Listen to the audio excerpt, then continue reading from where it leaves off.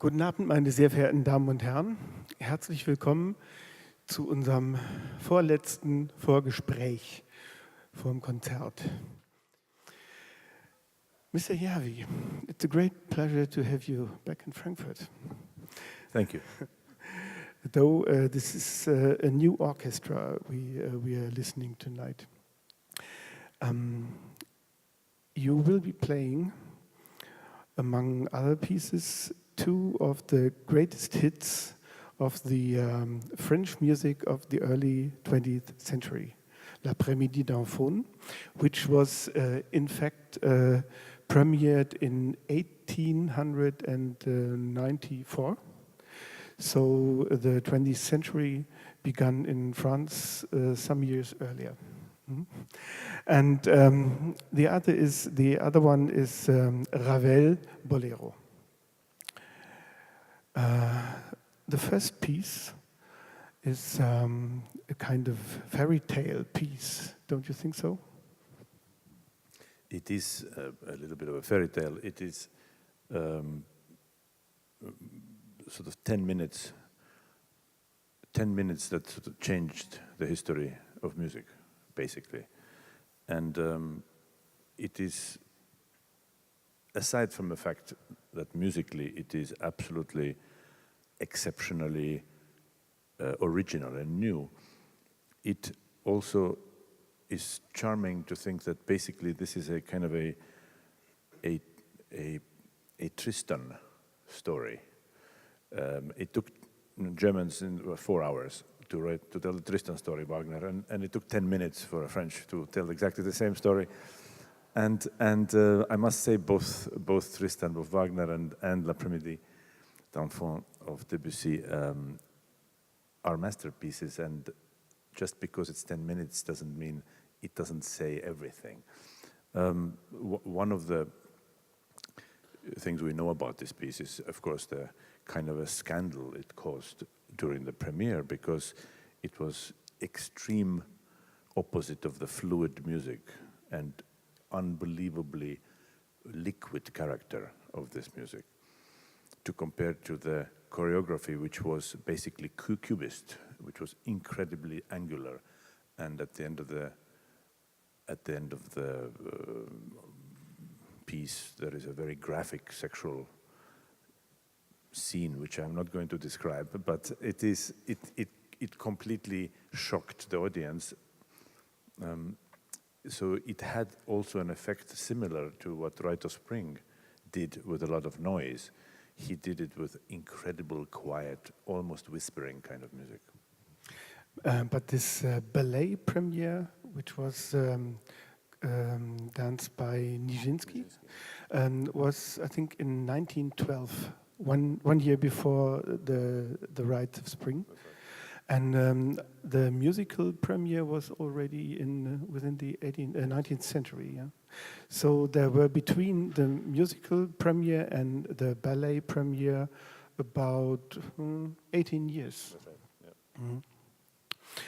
Okay. You can translate a little bit. Soll ich etwas übersetzen oder war das alles klar? Ein bisschen, ja. Alles klar. To you, I understand. The last piece, but the second great hit is Bolero. There was a scandal too, though Bolero was a great success in 1928, also with choreography, with Nijinská, the younger sister of Nijinsky. And but the real scandal was 1 year later when Arturo Toscanini played the piece in New York, because he did it really fast. And 1 year later he came to Paris and played it that way, and Igor Strawinsky came to him and said, "This is not my tempo." It was, you mean, Ravel? Ravel, sorry. Not Strawinsky, Ravel, yeah. It was not Ravel's tempo. Ravel said that Bolero is about almost 17 minutes, and Toscanini did it in 15 and a half. How long will it last when you play it? You know, I don't have a stopwatch when I conduct, but I think that there are two types of attitude or point of view about this piece. There are people who absolutely hate it because they think that there is no music, it's the same theme, and it keeps going on and adding colors. And this is a little bit the type of thinking that comes from the type of culture that expects sonata allegro form everywhere. You know, the sort of formally trained people who want development, who want to have variation. The idea of this piece is, and the revolutionary thing about this piece, is that it's exactly meant to be opposite. He takes a very simple tune. In fact, do you know that the original name was supposed to be Fandango? So we could be listening to the famous Ravel Fandango tonight. And he changed later to Bolero. And then he expands, adds colors, adds instruments, adds harmonies. I think it's absolutely fantastic piece of music. It's not something you want to do 15 times in a row, but to do it once or twice, it is very effective, and it shows the orchestration skill of Ravel. It shows also the type of slow burn, as we say. You know, it is something that there is sometimes a value of not letting things get faster with excitement, but holding back, keeping the restraint, especially when you want to explode, you keep it back. It's of course extremely erotic and extremely sexual, and this is part of the dance. If you actually look at Bolero as a dance, it's a kind of an erotic dance. So it's not meant to be a piece with a lot of variation. It's meant to be an exercise of restraint and slow build-up, which eventually leads to the enormous climax. I don't think I need to explain this any further. So I think that you will take nearly Ravel's tempo. Exactly 72, which Ravel writes a quarter note to 72. I will try to take exactly his tempo. I might be wrong by a couple. Mr. Järvi, when you were born in Tallinn in Estonia, which was, when you were born there and grew up there, part of the Soviet Union. So you grew up behind the Iron Curtain. And one of the next big towns near Tallinn is St. Petersburg. It's not too far from there. St. Petersburg is just the town where Strawinsky grew up. Is there a special relation, if you're born in Tallinn, to the music of Igor Strawinsky? I think there is a special relationship, especially to my generation, to the Russian music in general, because of course Russia was occupying us and everybody else who they could possibly occupy. So there was of course a dominance of Russian music. Curiously, Strawinsky was not one of the people who was very much in favor. Rite of Spring was played very seldom. Most of the American period was almost never played, Agon, for example, or Jeu de Cartes. What was played very often is the early Rimsky-Korsakov influenced music, like Firebird and a few other early pieces. But Strawinsky was a modernist even at that time, and somehow not really mainstream. He was played, but not as much as Shostakovich, not as much as Prokofiev, because Prokofiev came back to Soviet Union, and Prokofiev kind of wrote his greatest music, actually, or some could say it's a matter of argument, but in Russia, back in Russia, Romeo and Juliet, and so on. So Fifth Symphony now, so maybe the greatest symphony of 20th century. But I cannot say that we had a lot of exposure to Stravinsky's music. growing up in a conductor's family, of course, we listened to a lot of music, different kind of music, and so maybe a bit more than others. We knew a bit more than others about the modern music scene or a new music scene. But there is certain affinity.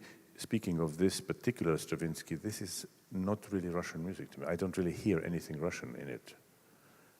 When you came to Frankfurt, you were supposed to play Nordic music with the... Sorry. But Stravinsky, for you, is part of the Nordic music, isn't it? Well, Stravinsky, for me, it goes into a couple of categories. The great Stravinsky that we all know, Rite of Spring, Petrushka, and Firebird, is all written at the very beginning of his musical life, practically speaking. Most of his life is still to this day, most of his output is not played so often. And I mean, when was the last time you heard Agon, really, for example, or I mean, we did hear Je Recarte once, Les Noces, a fantastic piece, for example, and so on. Very seldom done, but to me, and also the same for Russians, I think it's the early period that is symbolizing Stravinsky as the great composer. To me, this symphony is an American symphony. In fact, I hear Stravinsky, as we had the discussion, called this his war symphony, 1945, and I think there is some echo of war, but I think actually it's more of a Hollywood symphony. If you hear the way the piece starts, I mean, I can hear Hollywood. I mean, this is a kind of a music that you start a great Western film. Or a great soldier film, also, perhaps. Possible, yeah, a Western soldier. Okay, Western soldier, cavalry. Maybe. This piece you will play tonight, the Symphony in 3 movements, was premiered on the 24th January in 1946, and he wrote it between 42 and 45. And he used much material from film music he was writing or he was not finishing. So I think he was one of those people who, like many composers and musicians from Europe, they went to America, and the biggest opportunity to earn money was from Hollywood. So a lot of people, including Prokofiev, Stravinsky, many others, Korngold, even Schoenberg, were all asked to write music for Hollywood, and they were fantastic composers, but they were too serious to write illustrative music for films. So Hollywood didn't really care about the legendary stature of these people. They just thought, that's not very interesting for us, and they dismissed it. They fired him. They fired Stravinsky. They said, this is not good. We can't use it. So he used all this material in this symphony. Okay. It's sort of leftovers. Normal. All composers do that. He had written the notes. They were there, so he had to use them. Exactly. And he made of it 3 movements of a symphony, and you don't believe this war symphony thing. I think that definitely there is a little bit of, you feel that there is some kind of tension in this music that possibly, and definitely, I'm sure there is a war that has a shadow on everything. That's clear. But I think that it's actually quite optimistic in many ways, and it is very jazzy. It has all these rhythms and this type of music that the big band, which was the height of big band music in the world. I mean, all the famous big bands were active at the time, and he was famous for embracing jazz. funny. Strawinsky wrote also a piece which was very funny for Woody Herman and his orchestra. And it was not an orchestra because it was a big band, the Ebony Concerto. And if you listen to Ebony Concerto, this is no jazz. Though it's written for a big band, it's chamber music for a big band, for wind instruments and drums and bass. They're trying to incorporate these two worlds, and it's not exactly. I mean, he didn't go out trying to write jazz, but I think he tried to incorporate some elements of jazz, and it certainly swings. It has a kind of a groove to it, which modern music at that time was not supposed to have. Depends on how you play it. Pierre Boulez didn't play it with swing. Yeah, but that's a different discussion altogether. Okay, so this symphony in 3 movements to me sounds more than jazz. No, it's not. Than Ebony Concerto. Sure. Yes, I mean, you know, there are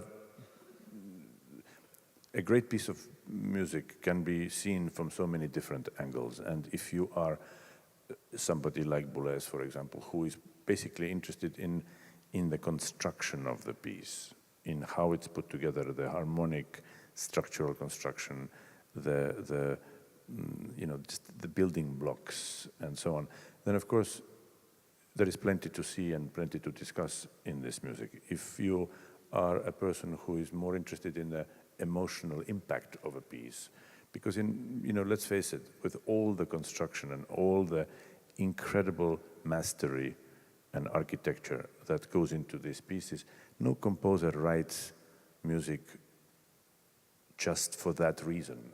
It still needs to communicate some sort of other, bigger emotion, which is you know, something that us humans can feel without necessarily thinking, because the people in the audience are not musicologists. They don't need to know how it's put together. They need to have an effect of a piece that works for them as a piece of music. And I think that successful performance of this marries these two things. One needs to know and figure out how it's put together, but at the end, you go to the stage and you throw it out of your head, because you don't start thinking, okay, this is an inversion of the first theme, but only first 3 bars, because then he used the... That's academics. This is not for the stage. And that's not your way of playing music. In general, I was once very lucky to study with Bernstein, and Bernstein told me personally this, I remember this, and I think it was the best advice that anybody gave me. He said that you have to study, you have to do your homework, you have to know how the piece is put together. When you stand in the front of the audience in the concert, throw it all out of your head and feel. Mm-hmm. That's what he said. I mean, it's typically Bernstein thing, but it's very clever, because you have to make a difference between a good dress rehearsal and a performance. Mm-hmm. There is a difference, you know. When you grew up in Tallinn, you studied percussion instruments at the Tallinn Conservatory. Is there an influence from percussion instruments on your way of conducting an orchestra, or your approach to Strawinsky's music? I think there may be. Maybe. I'm not sure exactly how, but if you are a percussionist and you deal with rhythm, you're preoccupied with rhythmic clarity. And I know, for example, when I discuss with my brother about a soloist or a conductor or a singer or whatever, very often one of the first things that he will say, and I tend to agree, is that this is really good rhythm. It's not the only thing, of course, but there is something very essential. It's like the skeleton. It's like our body, you know. It doesn't matter how there needs to be something that you build things on. And the rhythm is the essence. It's the lack of rhythm results in weak bones and unclear structures and leaves you alone. Yes, and then you cannot have rubato or anything, because nothing is clear enough, nothing lines up. To me, it's a very, very essential part of good musicianship. So let's talk some words about the other great piece you're playing tonight, Bartóks' Konzert for piano and orchestra in 3 movements, also 3 movements. And it was premiered just 12 days after this premiere of this New York premiere of Strawinsky's piece. But they are very different, these 2 pieces, though they are written by let's say, European fugitives in America. They're different. They're different personalities. They are different.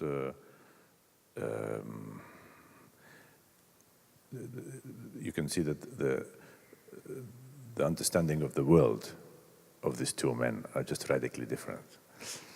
Bartók was an introvert who was, I think, an incredibly deeply feeling person. Strawinsky was a dandy.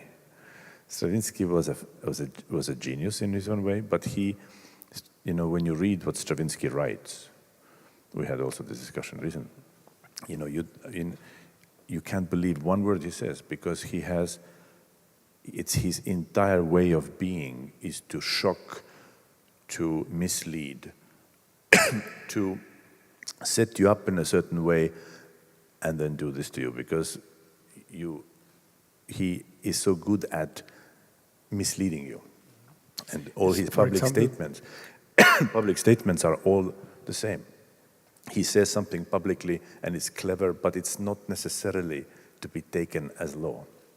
For example, Strawinsky said that his music has no meaning. The only meaning his music can express is just music. And that's not true. Of course not, and he knew it too. But he knew that this sentence will be so controversial that we still talk about it. And he was a very good marketing guy. He would have been perfect in today's world. He knew how to say things clearly, incredibly, charmingly, and very poisonous. It was charm, but deadly charm. He would say things like, unfortunately, there are so many pieces that end much later than they actually end. I mean, which means that the piece has nothing to say and it keeps going on. And so he would be saying these very, very witty but wounding things, and that was part of his personality. Clever, intelligent, and misleading. And Bartók was really different. Yeah, Bartók was sincere and very heartfelt and very hurt. I think that if you look at a genius like Bartók, he was never recognized, and especially in America. And when in America he lived in New York, he was almost kicked out of his apartment. He had no money. He's one of the greatest composers ever. And then Kusevitsky gave him $500 to write Concerto for Orchestra. And this piece, he died how long after? It was just a matter of weeks. He died 2 weeks before it was finished. Yeah, it was, and you listen to the second movement, remember that he died 2 weeks after, or before actually. He died before the piece was finished. A friend of his finished this piece, and there is, I think, real complicated story about the score within the next 30 years.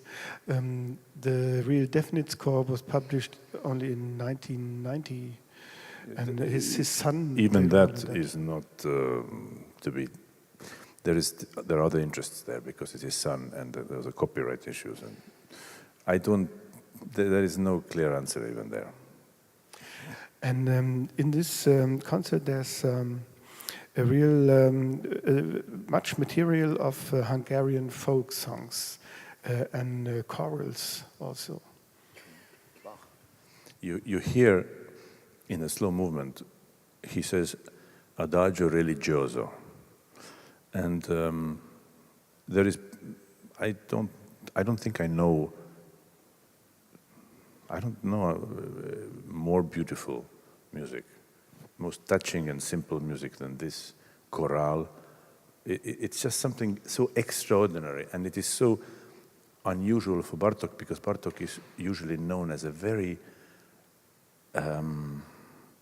complicated and academically dry in many ways, and yet this simplicity feels as if he knows that he has not so much time left, and at the end of the day there is no better music than a chorale. You know, there is something incredibly touching about this. Okay, Paavo, thank you very much. Thank you. I think this might be enough. Vielen herzlichen Dank fürs Zuhören. Ich glaube, Sie sind eingestellt, vor allen Dingen auf Bartók. Und wenn Sie jetzt noch ein bisschen Zeit überbrücken möchten bis zum Beginn des Konzerts, kann ich Sie auf die wunderbaren Videos im Foyer verweisen. Und dann wollte ich Sie auch noch mal erinnern an die Gelegenheit, das alles im Internet zu sehen. Ansonsten vielen Dank fürs Zuhören und alles Gute heute Abend im Konzert. Danke.